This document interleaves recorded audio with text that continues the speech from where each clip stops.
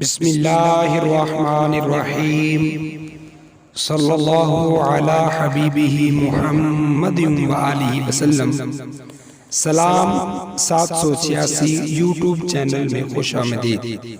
پیارے دوستو، ہم لائے ہیں آپ کے لیے تاریخ سیدنا ابراہیم خلیل اللہ علیہ السلام قرآن کریم کی روشنی میں، جس میں ابراہیم علیہ السلام کی سیرت مبارکہ کو تحقیقی طور پر پیش کیا جائے گا۔ آپ احباب سے گزارش ہے کہ اس علمی، فکری اور تحقیقی کارنامے میں چینل کو سبسکرائب کر کے ہماری معاونت۔ اعوذ باللہ من الشیطان الرجیم، بسم اللہ الرحمن الرحیم۔ وَإِذِ ابْتَلَىٰ إِبْرَاهِيمَ رَبُّهُ بِكَلِمَاتٍ فَأَتَمَّهُنَّ قَالَ إِنِّي جَاعِلُكَ لِلنَّاسِ إِمَامًا قَالَ وَمِن ذُرِّيَّتِي قَالَ لَا يَنَالُ عَهْدِ الظَّالِمِينَ وَإِذْ جَعَلْنَا الْبَيْتَ مَثَابَةً لِلنَّاسِ وَأَمْنًا وَاتَّخِذُوا مِن مَّقَامِ إِبْرَاهِيمَ مُصَلًّى وَأَعِدْنَا إِلَىٰ إِبْرَاهِيمَ وَإِسْمَاعِيلَ أَن طهر بيتي للطائفين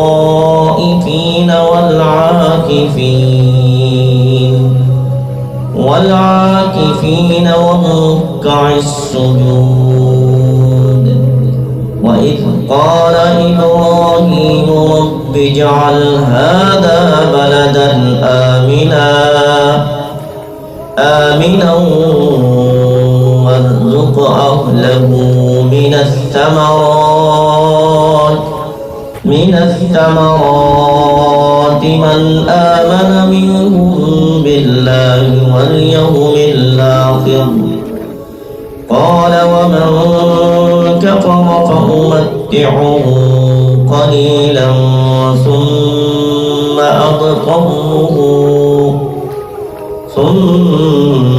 أضطره إلى عذاب النار وبئس المصير۔ کرو جب ابراہیم علیہ السلام کو ان کے رب نے کئی باتوں میں آزمایا تو انہوں نے وہ باتیں پوری کر دی۔ اس پر اللہ تعالیٰ نے فرمایا میں تمہیں لوگوں کا پیشوا بناؤں گا۔ تو انہوں نے عرض کیا کیا میری اولاد میں سے بھی؟ ارشاد ہوا ہاں، مگر میرا وعدہ ظالموں کو نہیں پہنچتا۔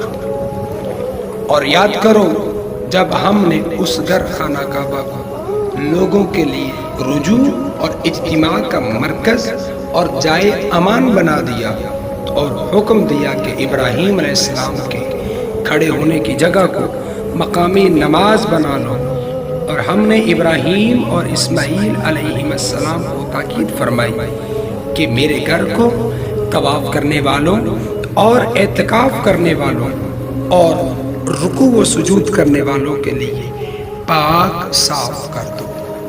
اور جب ابراہیم علیہ السلام نے عرض کیا اے میرے رب اسے امن والا شہر بنا دے اور اس کے باشندوں کو طرح طرح کے پھلوں سے نواز، یعنی ان لوگوں کو جو ان میں سے اللہ پر اور یوم آخرت پر ایمان لائے۔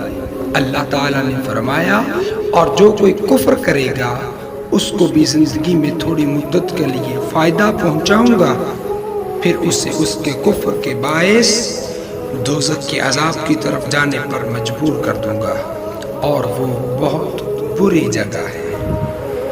بسم اللہ الرحمن الرحیم۔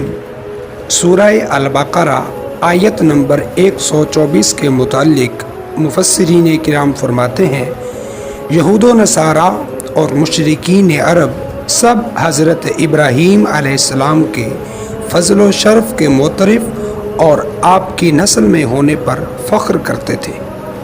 اس آیت میں اللہ تعالیٰ نے آپ علیہ السلام کے وہ حالات بیان فرمائے ہیں جن سے سب پر اسلام کا قبول کرنا لازم ہو جاتا ہے، کیونکہ جو چیزیں اللہ تعالیٰ نے آپ علیہ السلام پر واجب کیں وہ اسلام کی خصوصیات میں سے ہیں۔ ابتلا آزمائش کو کہتے ہیں۔ خدائی آزمائش یہ ہے کہ بندے پر کوئی پابندی لازم فرما کر دوسروں پر اس کے کھرے کھوٹے ہونے کا اظہار کر دیا جائے۔ آپ علیہ السلام تمام امتحانوں میں پورا اترے اور اللہ تعالیٰ نے آپ علیہ السلام کو لوگوں کا پیشوا بنا دیا۔ آپ علیہ السلام خلیل اللہ قرار پائے، انبیاء کرام کے باپ ہوئے، تمام دینوں میں آپ علیہ السلام کا تذکرہ ہوا، سب کے نزدیک محبوب ہوئے۔ اس سے معلوم ہوا شرعی احکام اور تکالیف اللہ کی طرف سے آزمائش ہوتی ہیں۔ جو ان آزمائشوں میں پورا اترتا ہے وہ دنیا و آخرت کے انعامات کا مستحق قرار پاتا ہے۔ آیت نمبر 125 کے متعلق مفسرین کرام فرماتے ہیں وَإِذْ جَعَلْنَا الْبَيْتَ سے مراد کعبہ شریف ہے اور اس میں تمام حرم داخل ہے۔ مصابہ سے مراد بار بار لوٹنے کی جگہ ہے۔ یہاں مسلمان بار بار لوٹ کر حج و عمرہ اور زیارت کے لیے جاتے ہیں، اور جو نہ جا سکے وہ اس کی تمنا ضرور کرتے ہیں۔